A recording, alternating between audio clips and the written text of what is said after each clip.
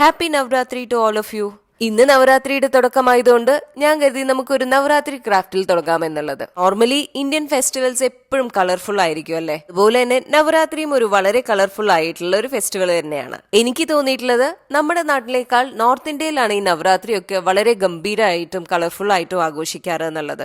ഈ സമയങ്ങളിൽ വീടും പൂജാമുറിയും ഒക്കെ ഗംഭീരമായിട്ട് അവർ ഡെക്കറേറ്റ് ചെയ്യും. എന്നിട്ട് ഓരോ ദിവസം ഓരോ രീതിയിലുള്ള പൂജകളും ചെയ്യാറുണ്ട്.